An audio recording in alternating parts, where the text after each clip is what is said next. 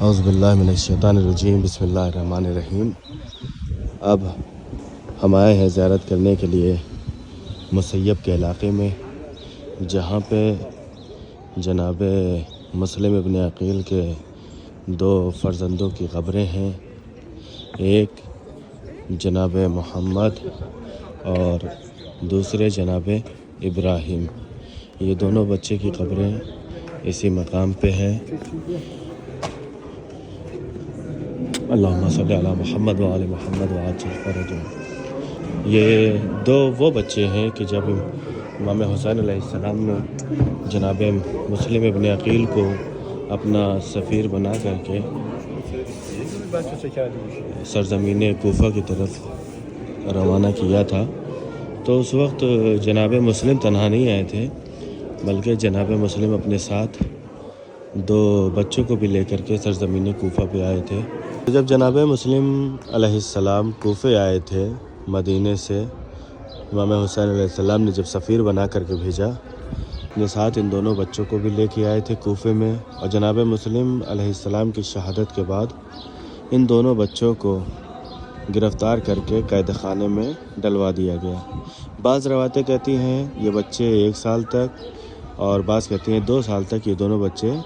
قید خانے میں قید ہو کر کے رہے۔ جب داروغہ زندان کو پتہ چلا کہ یہ اہل بیت کے فرد ہیں، تو اس نے رہا کر دیا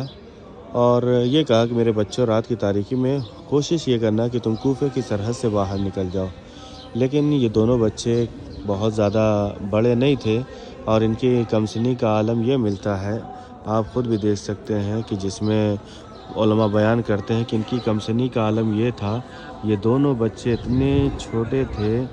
کہ اگر کہیں سے رات کی تاریکی میں جب یہ دونوں بچے کوفے سے باہر نکلنے لگے ہیں قید خانے سے، تو علماء فرماتے ہیں کہ ان دونوں بچوں کی کمسنی کا عالم یہ تھا کہ اگر کہیں سے پتے بھی کھڑکتے تھے تو یہ دونوں بچے سہم جایا کرتے تھے۔ یہ دونوں بچے رات بھر سفر کرتے رہے، سفر کرتے کرتے جب یہ دونوں بچے اس کوفے کے حدود سے باہر نہ نکل پڑے، تو یقیناً آپ نے مجلسوں میں بھی سنا ہوگا کہ یہ دونوں بچے ایک درخت پہ جا کے بیٹھ گئے، ایک معزمہ آتی ہے جو ان دونوں بچوں کو اپنے ساتھ گھر لے کر کے جاتی ہے، جس کے بارے میں ملتا ہے کہ یہ حارث بن زیاد ملعون کی زوجہ تھی، لیکن یہ بڑی نیک خاتون تھی، مولا کے چاہنے والی تھی۔ ان دونوں بچوں کو اپنے گھر مہمان بنایا، اپنے گھر میں لے کر کے گئی، دونوں بچے آرام کر رہے تھے۔ پھر اس کے بعد زیاد ملعون آیا ہے گھر میں، اور اس نے محسوس کیا کہ ہمارے گھر میں کہیں سے بچوں کی رونے کی آواز آ رہی ہے، تو ملعون آیا ان دونوں بچوں کو لے جا کر کے فرات کے کنارے